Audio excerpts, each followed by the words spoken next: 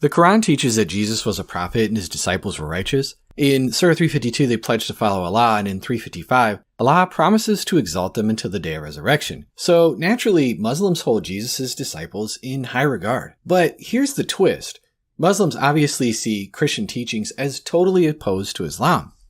Christianity teaches that God became man and died on the cross, ideas Muslims find to be blasphemous. Muslims believe Christian teachings were corrupted, but when? If we look back, these blasphemous beliefs were part of the earliest church. This means the corruption would have had to have happened during the time of the disciples. The prime suspect, Paul. He's often accused of turning Jesus' message into one about him being God.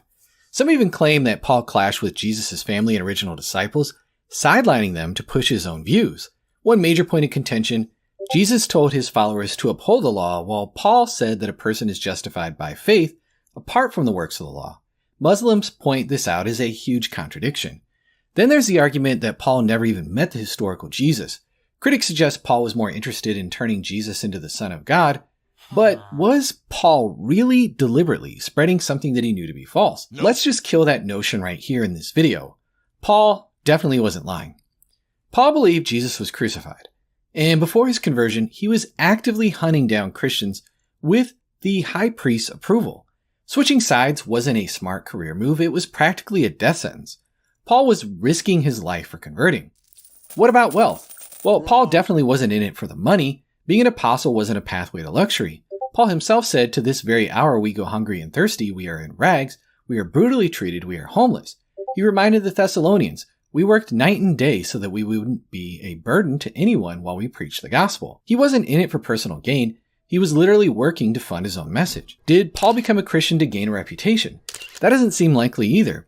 He was a star student under Gamaliel, a respected Sanhedrin member. If Paul wanted clout, staying a zealous Pharisee would have kept him in the spotlight.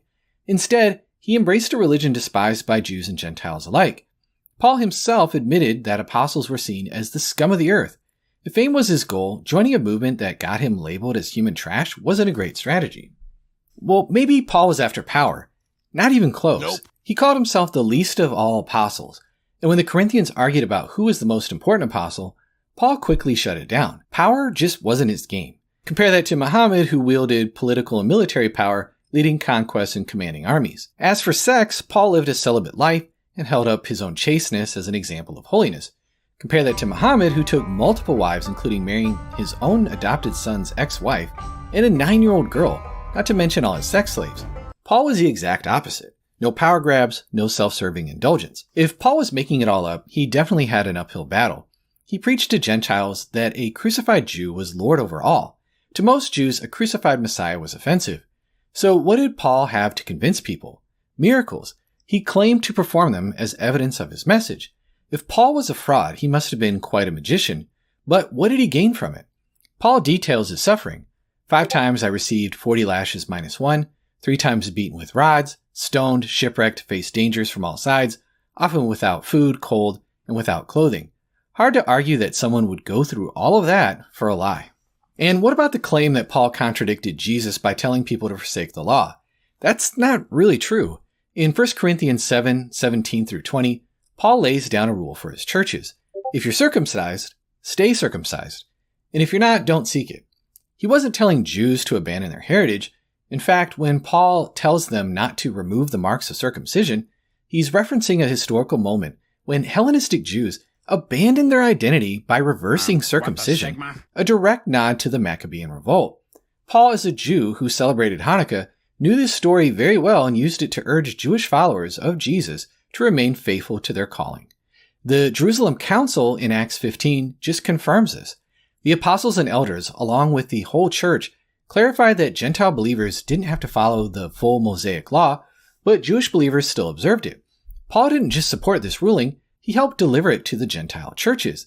And in Acts, after he had taken a Nazirite vow, Paul confirms several times that he's done nothing against the law or the customs of his people, saying, "I worship the God of our ancestors," believing everything laid down in the law and the prophets. "I've committed no offense against the law of the Jews or the temple." Even James confirmed that Paul was observing the law. The bottom line is that Paul was a Torah observant Jew.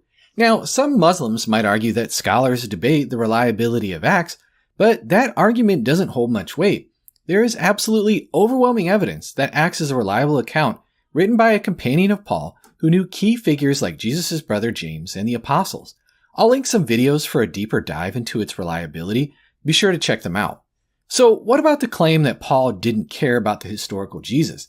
Again, not true. Paul spent 2 weeks with Peter learning about Jesus' life and met the apostles multiple times, submitting his gospel to them. The word he used for these meetings, historeo, is where we get the word history, showing his deep interest in Jesus' ministry. Paul even quoted Jesus several times in his letters and distinguished his own teachings from Jesus's and shows specific knowledge of Jesus being betrayed. But Paul wasn't writing a gospel. He was mostly addressing specific church issues in his letters. A lot of these churches probably took the historical events of Jesus' life for granted, and so we shouldn't really be expecting Paul to be writing a gospel here. So in the end, who are we going to trust? Paul, who met Jesus' disciples, submitted his message to them, and lived a selfless martyr's life? Or Muhammad, who showed up hundreds of years later in Arabia, had a revelation in a cave, and whose life raises more than a few sketchy questions?